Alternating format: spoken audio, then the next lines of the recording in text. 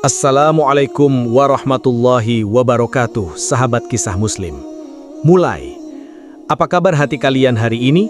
Semoga selalu diberkahi dengan iman dan semangat kebaikan. Di video kali ini, kita akan menyelami sebuah kisah yang begitu menyentuh tentang seorang wanita sederhana yang diam-diam menghidupi anak yatim tanpa ada seorang pun yang tahu. Rahasia yang ia simpan rapi di balik tembok rumahnya ternyata menjadi cahaya yang abadi setelah kepergiannya. Masya Allah. Penasaran kan? Yuk, ikuti kisah inspiratif ini sampai akhir, karena banyak hikmah luar biasa yang bisa kita ambil bersama. Judul cerita, Rahasia yang Tersembunyi di Balik Tembok Rumah. Di sebuah desa kecil yang dikelilingi hamparan sawah hijau, hiduplah seorang wanita bernama Maryam. Ia tinggal di rumah sederhana, dengan dinding bambu dan atap yang sudah mulai bocor. Meski hidup dalam serba kekurangan, Maryam dikenal oleh tetangganya sebagai wanita yang taat beribadah. Setiap kali azan berkumandang, langkah kakinya ringan menuju musola kecil di ujung jalan. Namun di balik keteguhannya, tersimpan perasaan getir yang sering ia pendam sendiri. Di setiap malam, saat ia menutup tirai rumah, Maryam duduk termenung di hadapan lampu minyak yang redup. Suara hatinya lirih. Ya Allah, aku merasa begitu kecil. Aku miskin, tak punya apa-apa. Apakah Engkau masih menganggap aku berarti? Kadang air matanya jatuh tanpa ia sadari. Ia merasa dirinya tak mampu memberi manfaat, hanya sekadar menumpang hidup di dunia. Namun, Maryam memiliki hati yang berbeda. Di balik rasa kurang berarti itu, tumbuh sebuah tekad yang besar. Ia ingin membantu anak-anak yatim di kampungnya, meski ia sendiri hidup pas-pasan. Ia sering melihat anak-anak kecil duduk di serambi rumah mereka yang reot, menunggu ibu mereka pulang bekerja sebagai buruh tani. Ada tatapan kosong yang menyayat hati, ada tangis lirih yang sering ia dengar di malam hari. Itulah yang membuat hatinya bergetar. Suatu malam, Maryam berjalan pelan keluar rumah. Tangannya membawa bungkusan nasi sederhana yang ia sisihkan dari makanannya sendiri. Tubuhnya kurus, langkahnya pelan, tapi senyumnya menguatkan dirinya. Bismillah, gumamnya lirih. Ia meletakkan bungkusan itu di depan pintu salah satu rumah anak yatim, lalu pergi tanpa meninggalkan jejak. Hatinya lega, meski perutnya sendiri masih terasa lapar. Hari demi hari, kebiasaan itu berlanjut. Maryam mulai menyisihkan apa saja yang ia punya. Sedikit beras, sayuran sisa miliknya, bahkan pakaian bekas miliknya. Ia tahu, jika bukan dirinya, siapa lagi yang akan memperhatikan anak-anak itu? Baginya cukup Allah yang mengetahui. Ia tak butuh pujian atau pengakuan dari orang lain. Namun, amal rahasianya mulai menimbulkan tanda tanya di kalangan tetangga. Beberapa kali ada yang melihat Maryam keluar malam membawa sesuatu. Kenapa Maryam sering keluar malam? Apa yang ia lakukan? Bisik seorang tetangga pada yang lain. Ada yang curiga, ada yang heran. Mereka mulai memperhatikan gerak-geriknya. Suatu sore, Maryam pulang dari pasar dengan membawa keranjang kecil. Ia hanya membeli sedikit sayur, tapi terlihat memisahkan sebagian ke dalam kantong. Di jalan, seorang tetangga bernama Aisyah menghampirinya. Maryam, untuk siapa kau bawakan sayur itu? Bukankah di rumahmu sudah cukup? Maryam tersenyum kecil, menunduk, lalu menjawab, Alhamdulillah, cukup untukku. Sisanya mungkin akan bermanfaat untuk orang lain. Aisyah terdiam. Ia merasa ada yang Maryam sembunyikan. Dari hari ke hari, rasa penasaran warga semakin besar. Mereka mulai memperhatikan pintu rumah Maryam di malam hari, ingin tahu kemana ia pergi. Maryam, tanpa menyadari itu, terus menjalani rutinitas amalnya. Ia selalu berdoa sebelum melangkah, Ya Allah, terimalah amal kecil ini, meski tak seberapa. Malam itu sunyi. Hanya suara jangkrik yang menemani langkah kaki Maryam di jalan tanah desa. Tangannya menggenggam erat bungkusan nasi hangat yang baru saja ia siapkan. Dengan hati-hati, ia berjalan menuju rumah kecil di ujung desa. Rumah milik 3 anak yatim yang baru saja kehilangan ayah mereka beberapa bulan lalu. Sesampainya di depan pintu, Maryam menoleh kanan-kiri, memastikan tidak ada yang melihat. Ia lalu meletakkan bungkusan itu dengan perlahan. "Bismillah, semoga mereka kenyang malam ini," bisiknya pelan, lalu segera berbalik dan menghilang dalam kegelapan malam. Tak lama kemudian, pintu rumah itu terbuka. Seorang anak kecil bernama Hasan, yang baru berusia 7 tahun, menemukan bungkusan tersebut. Kakak, lihat ada makanan lagi di depan pintu!" serunya gembira sambil berlari ke dalam. Kakaknya Salma dan Zainab ikut menghampiri. Mata mereka berbinar-binar melihat isi bungkusan. Nasi hangat, sepotong ikan, dan sayur sederhana. "Alhamdulillah, siapapun yang memberi ini, semoga Allah membalas kebaikannya," ucap Salma dengan wajah penuh syukur. Mereka pun makan bersama dengan penuh kegembiraan. Hasan sesekali tersenyum, seakan merasakan kasih sayang dari seseorang yang tak ia kenal. Zainab memeluk adiknya, mencoba menghibur hati kecil mereka yang sering merasa kesepian. Malam itu, rumah Reyot yang biasanya sunyi dipenuhi tawa kecil yang tulus.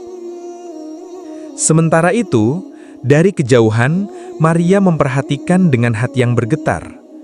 Ia bersembunyi di balik pohon, melihat anak-anak itu menikmati makanan dengan bahagia. Air matanya jatuh, bukan karena sedih, melainkan karena lega. "Ya Allah, aku bersyukur Engkau izinkan aku memberi kebahagiaan kecil untuk mereka. Meski aku tak punya banyak, ternyata masih ada yang bisa kuberikan," gumamnya dalam doa. Hari-hari berikutnya, kebiasaan itu terus berlanjut. Setiap malam, Maryam menyiapkan makanan sederhana. Kadang hanya nasi dengan garam dan sayur, kadang sepotong lauk yang ia sisihkan dari jatahnya sendiri. Anak-anak yatim itu pun selalu menemukan bungkusan di depan rumah mereka, tanpa pernah tahu siapa pemberinya.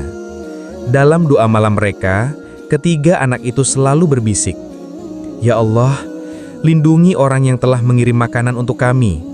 Meskipun kami tak tahu siapa dia, Engkau pasti tahu." Maryam merasa damai meski hidupnya tetap susah. Ia rela menahan lapar, asalkan anak-anak itu bisa tertawa malam itu. Setiap kali melihat wajah mereka yang ceria keesokan harinya, hatinya seolah mendapat tenaga baru untuk bertahan.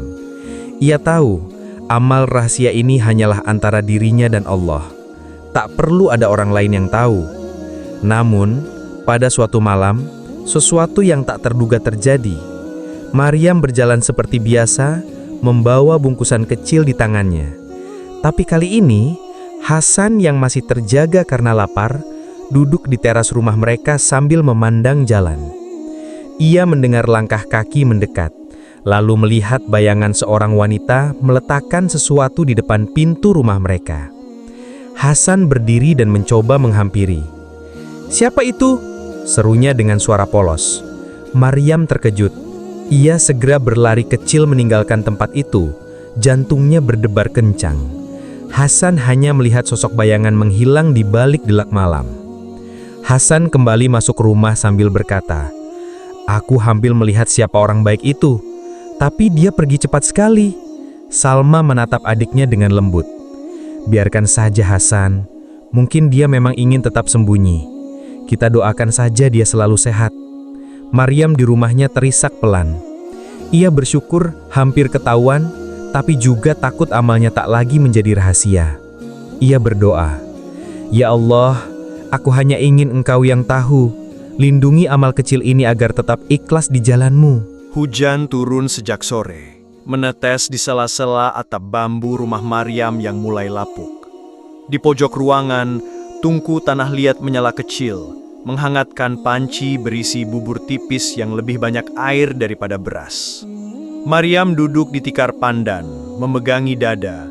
Batuknya kian sering, napasnya pendek-pendek, dan kepalanya terasa berat. Di wajahnya yang pucat ada jejak lelah, namun matanya tetap menyimpan cahaya yang tak mudah padam. "Ya Allah, sehatkanlah hamba," ucapnya lirih, mengusap wajah. "Jika bukan hamba yang melangkah ke rumah mereka malam ini, siapa lagi?" Ia menatap panci yang mendidih pelan. Sisa beras tinggal segenggam. Itu pun ia campur dengan potongan daun kelor yang tetangga sebelah kebun izinkan untuk dipetik. Tangannya bergetar saat menuangkan bubur ke dalam 3 mangkuk kecil yang disiapkannya khusus untuk Hasan, Salma, dan Zainab, 3 saudara yatim di ujung kampung. Batuknya datang lagi, menambah pedih di tenggorokan. Ia menutup mulut dengan selendang lusuh. "Maryam," suara ketuk pelan dari luar. "Kau baik-baik saja?" Maryam tersentak, buru-buru merapikan kerudung. "Alhamdulillah Aisyah, masuklah kalau mau berteduh." Aisyah, tetangga yang beberapa hari ini memperhatikan gerak-gerik Maryam, menatap prihatin. "Kau terlihat pucat, hujan begini jangan keluar malam-malam lagi, badanmu butuh istirahat." Maryam tersenyum. "Insya Allah aku hati-hati." Aisyah menatap panci yang hampir kosong. "Kau hanya makan ini?" "Alhamdulillah, cukup menghangatkan badan." Aisyah hendak bertanya lebih jauh tetapi urung. Ada sesuatu pada tatap mata Maryam, ketenangan yang tidak dibuat-buat, yang membuatnya menahan rasa penasaran. "Kalau kau butuh apa-apa, panggil aku, jangan diam saja." Maryam mengangguk. "Terima kasih Aisyah." Begitu Aisyah pergi, Maryam duduk kembali. Ia memandangi 3 mangkuk bubur yang sudah ia tutup dengan daun pisang. "Maafkan aku anak-anak, malam ini hanya ini yang bisa kubawakan." Ia berdiri pelan, mengikat ujung selendangnya agar tidak terkena air, lalu meraih payung bambu. Hujan mulai reda, menyisakan gerimis dan aroma tanah basah. Maryam melangkah keluar, menyeberangi jalan tanah yang becek. Setiap langkah dikuatkan dengan zikir. La haula wala quwata illa billah. Tiada daya dan upaya kecuali dengan pertolongan Allah. Di tengah perjalanan, angin malam menusuk. Maryam berhenti sejenak merapatkan kerudung, lalu menatap ke langit yang kelabu. "Aku ini hanya hambamu yang lemah ya Rob," gamamnya. "Tapi selama engkau masih mengizinkan kaki ini melangkah, aku tak boleh berhenti." Siang harinya, sebelum hujan turun, Maryam sempat pergi ke pasar kecil di balai desa. Uang yang tersisa hanya beberapa koin. Ia berdiri di depan lapak beras, menatap timbangan yang bergerak pelan. "Berapa, Bu?" tanya penjual. Maryam menimbang-nimbang koin di telapak tangan. Secukupnya untuk 2 hari." Jawabnya malu-malu. Penjual memandang koin yang Maryam sodorkan, lalu menghela napas. "Harganya sudah naik. Uang ini mungkin cukup untuk 1 hari saja." Maryam mengangguk. "Kalau begitu, 1 hari." Di lapak sayur, ia memilih daun kelor dan sepotong tempe kecil. Penjual sayur, seorang ibu paruh baya yang mengenal Maryam sejak kecil, menatap iba. "Kau batuk, Mar? Minumlah jahe. Ambil 2 rimpang, tak usah dibayar." Maryam tersenyum terharu. "Semoga Allah membalas kebaikanmu." Ia berjalan pulang sambil menahan pusing. Di sepanjang jalan, ia bicara pada dirinya sendiri, mencoba meyakinkan hatinya yang gamang. "Jika aku berhenti malam ini, perut mereka mungkin kosong. Tapi jika aku memaksa, badanku bisa tumbang." Di dalam hatinya, pertempurannya memuncak antara menjaga diri dan menjaga amanah yang selama ini ia pegang. Kenangan wajah Hasan yang berbinar, tawa kecil Salma, dan pelukan hangat Zainab, semuanya berputar di benaknya. "Ya Allah, pilihkan yang terbaik." Doa Maryam, air matanya jatuh bersama gerimis. Malam kian larut. Maryam menyalakan lampu minyak. Ia duduk memegang mushaf kecil yang mulai pudar di tepiannya. Tangannya membuka halaman yang bertandas lotip usang, ayat yang paling sering menenangkannya. Bibirnya bergetar membaca, pelan dan patah-patah karena batuk. Barang siapa bertakwa kepada Allah, niscaya Dia akan memberikan jalan keluar baginya dan memberikan rizki dari arah yang tidak disangka-sangka. Ia menutup mushaf, menatap panci kosong lalu menatap 3 mangkuk yang sudah dingin. "Aku percaya janjimu ya Rob," ucapnya menahan sesak di dada. "Engkau tidak akan menyia-nyiakan orang yang menolong sesama karenamu." Ia mengambil sepotong kain, membalut pergelangan tangan yang pegal, lalu berdiri. "Bismillah." Jalan desa sepi, lampu-lampu rumah setengah padam, menyisakan cahaya temaram yang jatuh di tanah becek. Maryam melangkah cepat, sesekali berhenti untuk mengatur napas. Ketika tiba di depan rumah anak-anak yatim itu, ia meletakkan 3 mangkuk bubur di pintu, mengetuk pelan 3 kali, tanda yang selalu ia lakukan. Ia hendak berbalik ketika suara pintu berderik. Hasan mengintip dari celah, matanya membesar saat melihat sosok berkerudung di balik remang-remang. "Kakak, ada makanan lagi!" serunya hampir tanpa suara, takut kehilangan momen. "Tunggu, siapa?" Maryam terlonjak. Ia memalingkan wajah, mencoba melangkah pergi tenang, namun kakinya goyah. Pusing menyerang, dunia di sekelilingnya berputar. "Siapa di sana?" Suara Salma menyusul Hasan. Zainab menyalakan pelita kecil. Cahaya itu menembus gerimus, jatuh pada punggung Maryam. Maryam memegang dada. "Jangan sekarang ya Rob, jangan di depan mereka." Ia memaksa bergerak.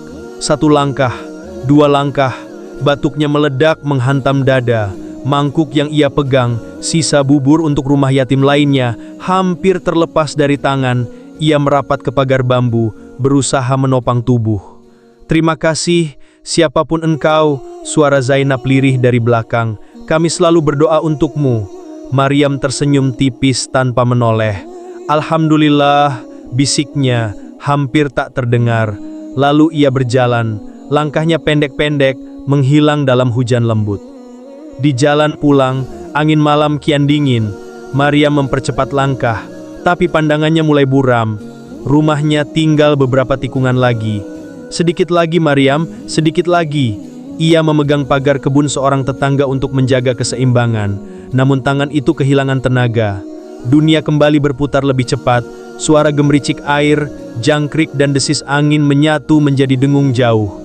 Ia tersungkur berlutut, mangkuk di tangannya jatuh ke tanah, bubur tumpah menyatu dengan lumpur.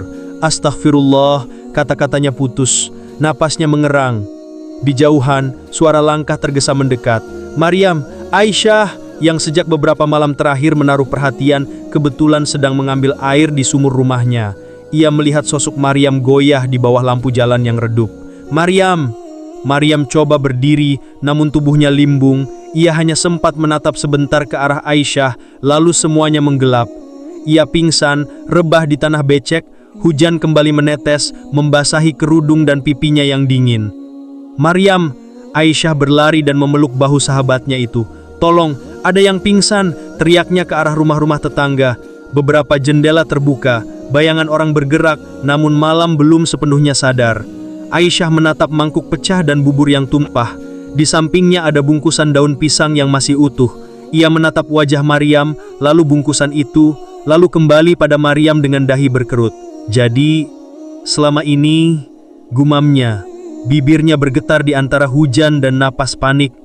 Di dalam sadar yang setengah, Maryam mendengar samar-samar suara Aisyah dan gemerisik langkah orang. Ia ingin mengatakan sesuatu, jangan ceritakan kepada siapapun, namun lidahnya keluh. Dalam gelap hatinya tetap menyebut nama Allah. Ia pasrah, jika rahasia ini terjaga, itu karena Engkau ya Rob. Jika terbuka, jadikan aku tetap ikhlas. Di jauhan, azan Isya tertiup angin. Maryam tersenyum tipis dalam pingsannya, seolah menunaikan janji. Hasbunallahu wa ni'mal wakil. Cukuplah Allah sebagai penolong. Pagi itu, suasana desa masih basah oleh sisa hujan malam. Burung-burung pipit berterbangan dari sawah, sementara anak-anak berlari kecil menuju madrasah. Aisyah berdiri di depan rumahnya. Matanya terus tertuju pada rumah Maryam yang pintunya masih tertutup rapat. Wajah Aisyah menyimpan rasa penasaran yang tak kunjung reda sejak malam ketika ia mendapati Maryam pingsan di jalan dengan bungkusan makanan di dekatnya. "Maryam, sebenarnya apa yang kau lakukan setiap malam?" gumamnya lirih. Ia memeluk tangannya sendiri seolah sedang menimbang antara keingintahuan dan rasa hormat pada privasi sahabatnya itu. Sementara itu, Maryam di dalam rumah masih lemah. Ia berbaring di tikar tipis, menatap langit-langit bambu yang mulai hitam oleh asap tungku. Ingatannya kembali pada malam ketika hampir saja ia ketahuan. "Ya Allah," bisiknya, "jangan biarkan amal ini ternodai ria. Aku hanya ingin Engkau yang tahu, bukan manusia." Maryam tahu, Aisyah pasti mulai curiga. Sejak peristiwa pingsan itu, tatapan Aisyah kepadanya seakan ingin mencari jawaban. Maryam jadi semakin berhati-hati. Malam-malam berikutnya, ia menunda waktu keluar hingga lebih larut, memastikan semua orang terlelap sebelum ia melangkah. Namun di sisi lain, Aisyah justru semakin bertekad mencari tahu. Setiap kali Maryam keluar rumah, Aisyah mengintip dari balik jendela. "Aku harus tahu, apa yang Maryam sembunyikan? Mengapa ia rela sakit-sakitan tapi tetap memaksakan diri berjalan di malam gelap?" Suatu malam, Maryam keluar dengan langkah pelan. Ia membawa bungkusan kecil berisi nasi dan sayur daun kelor. Malam begitu sunyi. Hanya terdengar suara anjing menggonggong di kejauhan. Maryam menatap kiri kanan, lalu berjalan cepat menuju jalan setapak. Aisyah, yang sejak tadi menunggu, segera menyusul dari kejauhan. Ia berusaha menjaga jarak agar tidak ketahuan.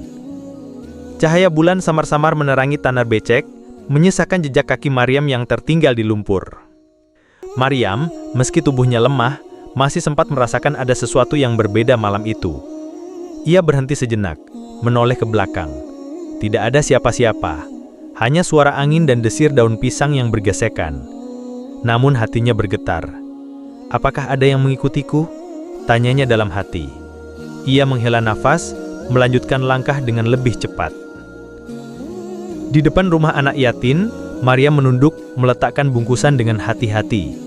Ia mengetuk pintu 3 kali seperti biasa lalu bergegas pergi. Dari balik jendela kecil Salma melihat bayangan yang beranjak menjauh. "Kakak, sepertinya aku melihat seseorang lagi," bisiknya pada Zainab. Namun sebelum mereka sempat membuka pintu, bayangan itu sudah hilang dalam gelap. Aisyah yang bersembunyi di balik pohon waru menatap adegan itu dengan mata melebar. Jadi benar, Maryam yang setiap malam datang ke rumah anak-anak ini. Hatinya bergemuruh. Ia menunduk melihat jejak kaki Maryam yang basah di tanah. Ia mengikuti jejak itu dengan perlahan, sampai menyadari jejak itu langsung menuju ke arah rumah Maryam. Pagi harinya, Aisyah tak bisa berhenti memikirkan apa yang ia lihat. Dalam hatinya ada rasa kagum, tapi juga perasaan bersalah karena telah mengintai sahabatnya sendiri. Ya Allah, apakah aku harus menanyakan hal ini padanya, ataukah biarkan saja agar amalnya tetap menjadi rahasia antara dia dan engkau? Sementara itu, Maryam bangun dengan rasa was-was. Ia tahu jejak kakinya bisa saja menjadi tanda. Aku harus lebih hati-hati. Jika manusia tahu, bagaimana jika pahalanya berkurang karena tidak lagi murni karenamu ya Rob? Ia seduduk di tepi ranjang, menutup wajah dengan kedua tangannya. Ikhlas, hanya itu yang kuinginkan. Ikhlas meski dunia menertawakan atau mencurigai. Hari itu Aisyah sengaja mampir ke rumah Maryam. Assalamualaikum Maryam. Maryam membuka pintu sedikit terkejut. Waalaikumsalam Aisyah, masuklah. Aisyah menatap wajah Maryam yang pucat. Kau terlihat lebih lemah dari kemarin. Tolong berhentilah memaksakan diri. Aku khawatir sesuatu menimpamu lagi. Maryam hanya setenyum tipis. Insya Allah, aku baik-baik saja. Allah yang menjaga. Aisyah ingin sekali bertanya. Maryam, apakah kamu yang selama ini memberi makan anak-anak yatim itu? Namun lidahnya keluh. Ia memilih menahan diri. Dalam hatinya ia berkata, jika ia ingin merahasiakannya, biarlah Allah yang menjaganya. Aku hanya akan mengawasi dari jauh.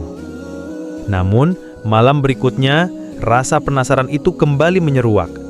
Aisyah keluar rumah diam-diam, mengikuti dari jauh. Dan kali ini, jejak kaki Maryam di tanah basah jelas terlihat.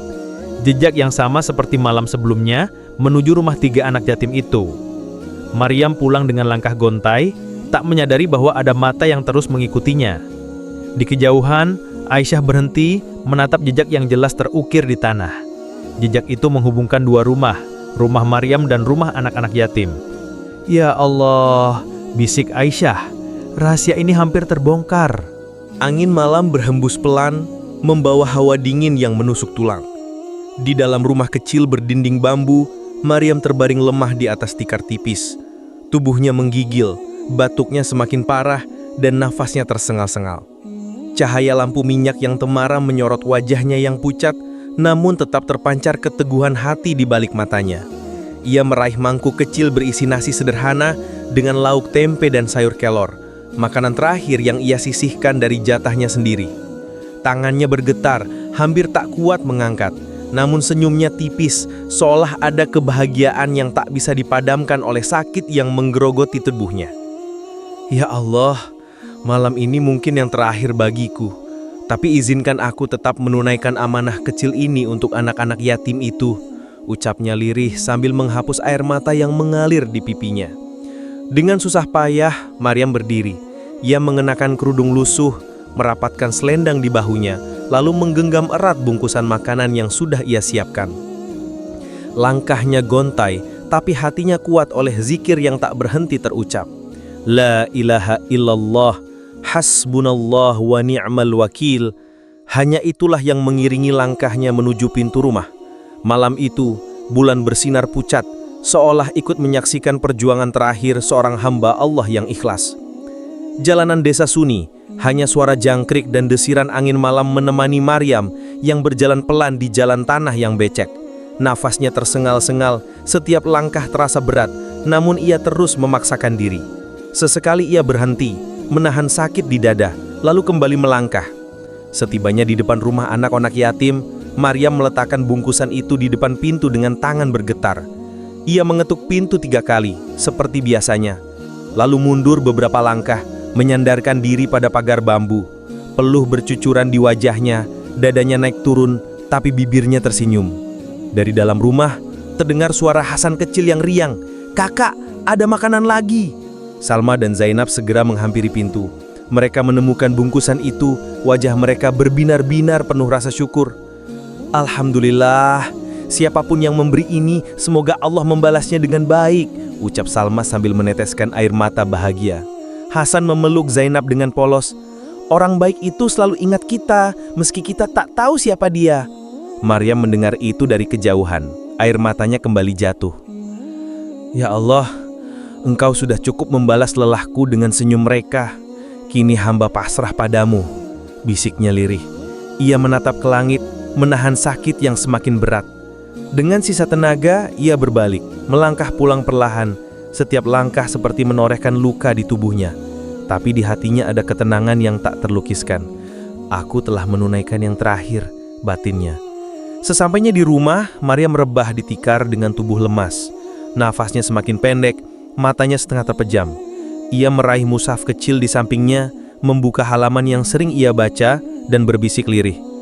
Barang siapa menginfakkan hartanya di malam dan siang hari, secara sembunyi-sembunyi maupun terang-terangan, maka mereka akan mendapat pahala di sisi Rob mereka. Suaranya melemah, tapi senyumnya masih menghiasi wajahnya. "Ya Allah, terimalah amal kecil ini, meski hanya secuil dibanding nikmat-Mu yang tak terhingga." Malam itu, Maryam tertidur dengan wajah damai, bibirnya masih mengucapkan zikir terakhir. Hening, seolah seluruh alam ikut menjaga tidurnya. Keesokan paginya, desa dikejutkan kabar duka. Aisyah, yang hendak menjenguk Maryam, menemukan pintu rumah terbuka sedikit. Saat masuk, ia melihat Maryam terbaring dengan wajah teduh, tak lagi bernafas. Di sampingnya masih ada mushaf terbuka dan sisa bungkusan daun pisang yang kosong. Aisyah menutup mulutnya, air mata mengalir deras. "Innalillahi wa inna ilaihi roji'un. Maryam, engkau telah kembali pada Robmu dengan rahasia yang begitu indah." Pagi itu, desa diliputi kesedihan. Kabar meninggalnya Maryam menyebar cepat, membuat setiap rumah bergema dengan ucapan Innalillahi wa inna ilaihi raji'un. Warga berdatangan ke rumah kecil berdinding bambu itu ingin memberikan penghormatan terakhir kepada wanita sederhana yang selama ini mereka kenal hanya sebagai sosok pendiam dan taat beribadah. Aisyah dengan mata sembab menyambut para tetangga yang datang. "Masuklah, bantu aku menyiapkan jenazah Maryam," katanya lirih. Beberapa ibu-ibu desa segera masuk untuk memandikan jenazah Maryam.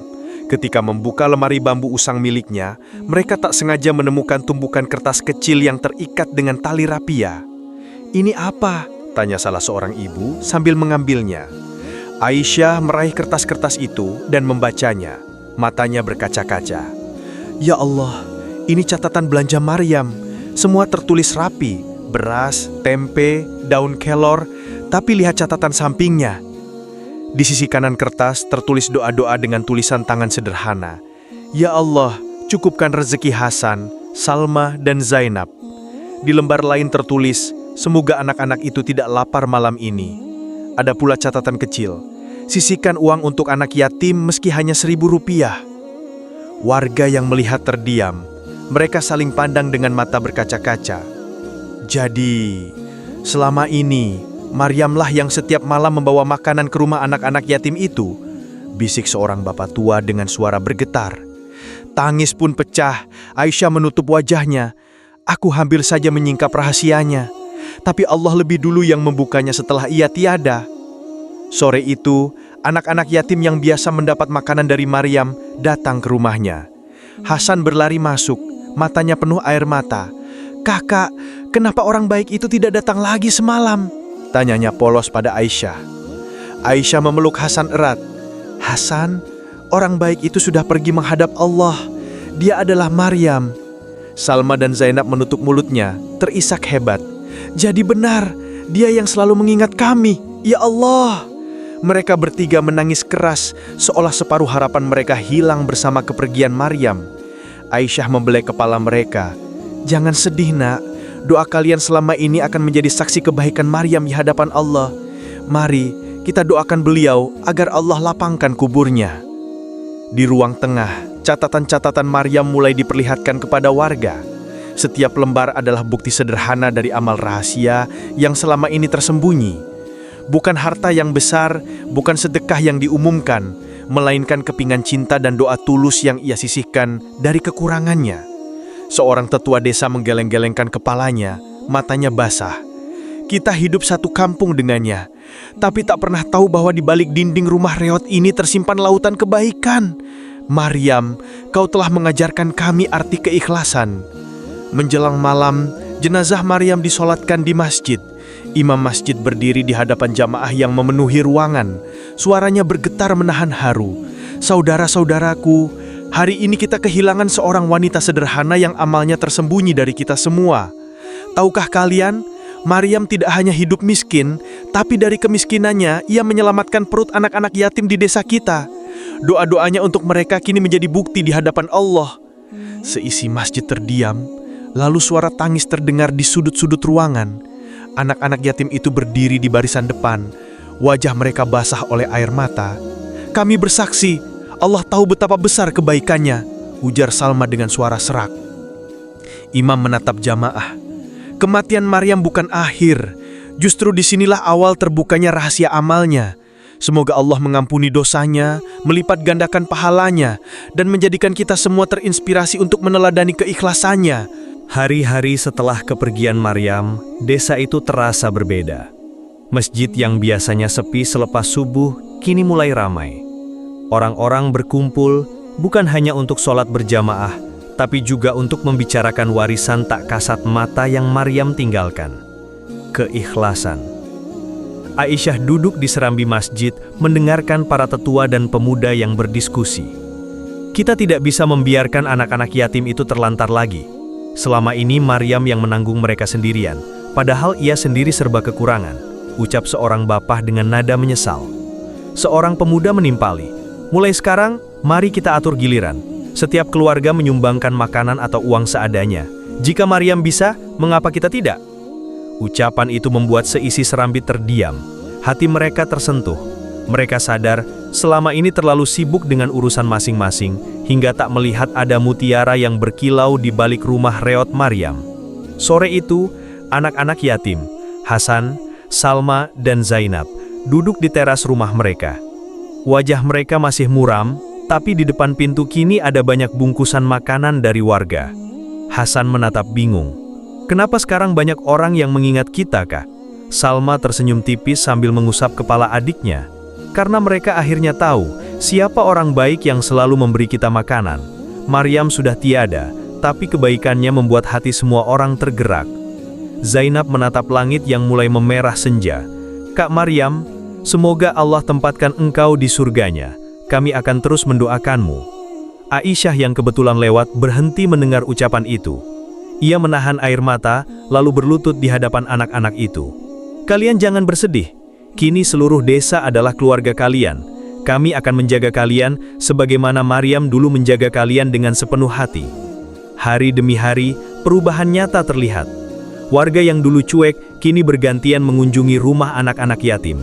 Ada yang membawa beras, ada yang memberikan pakaian, ada pula yang mengajarkan mengaji di malam hari. Suasana desa yang dulunya kaku, kini terasa hangat dengan gotong royong dan kasih sayang. Nama Maryam kian harum. Orang-orang mulai menyebutnya dengan julukan wanita rahasia yang dicintai Allah. Julukan itu tidak lahir dari kekayaannya, bukan pula dari ketenaran, tapi dari ketulusan hati yang ia bawa hingga akhir hayatnya. Di masjid, imam sering menyelipkan kisah Maryam dalam khutbahnya. Saudara-saudaraku, ucapnya suatu Jumat, ingatlah bahwa amal kecil yang ikhlas lebih berat timbangannya di sisi Allah dibanding amal besar yang dipenuhi ria. Maryam telah menunjukkan kepada kita bahwa harta bukanlah ukuran. Yang penting adalah hati yang ikhlas memberi. Keikhlasan adalah cahaya yang tidak pernah padam. Jamaah menunduk, sebagian menangis. Mereka merasa malu, namun juga termotivasi untuk berubah. Malam itu, Aisyah duduk di beranda rumah Maryam yang kini kosong. Ia membawa mushaf Maryam yang sudah lusuh, membacanya sambil meneteskan air mata.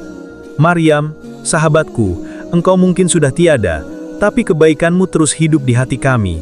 Engkau meninggalkan warisan yang lebih berharga dari emas, teladan ikhlas. Ia menutup mushaf itu, menatap ke arah rumah anak-anak yatim yang kini ramai dengan kunjungan warga.